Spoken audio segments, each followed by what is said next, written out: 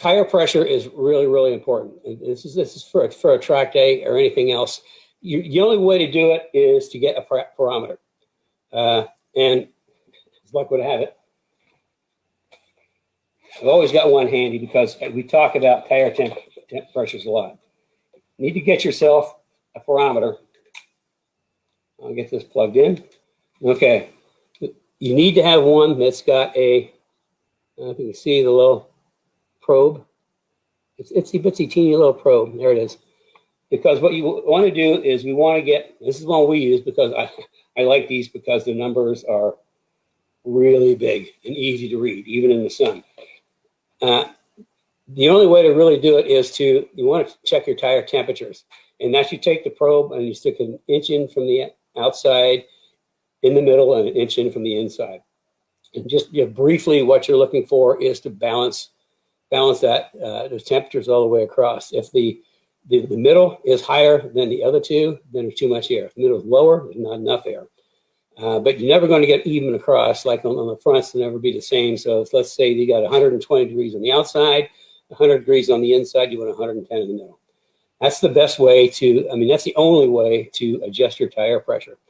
As far as starting pressures on my car, with the Pirelli PCR courses, I typically would start, depending on the day, and I kind of make my mind up the day, anywhere between like 32, 33 front and 28 or 29 rear.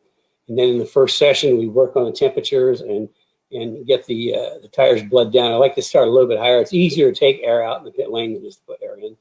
But I'll make maybe even 2 stops during the first session to do the tire pressures real quick. So, because once I get them done, it's the way to go.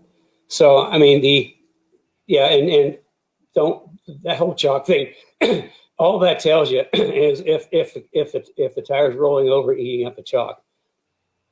It doesn't tell you what's happening on the middle and the inside of the tire.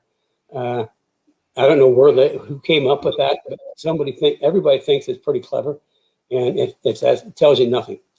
I mean, here's the thing. They might be putting air in if it's hitting on the chalk mark. They might be putting air in, so it won't go in the chalk mark. When in reality, they don't have enough camber in the car. So I mean, I can't tell you anything. I mean, once you get your tire temperatures and your pressures, that's the only way to do it. And we can certainly fix you up with the stuff, including tire temperature sheets. I don't know if I've got one up here or not.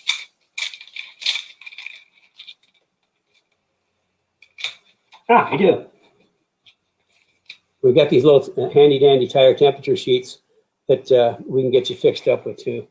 And if you want to know more, just set up a 15-minute consult. I mean, I do these 50-minute consults to help people with tech questions that might be a little more difficult to answer in Cars and Coffee. So if you want to know more, set up a 15-minute and I'll talk through it in more detail to help you get your tire pressures.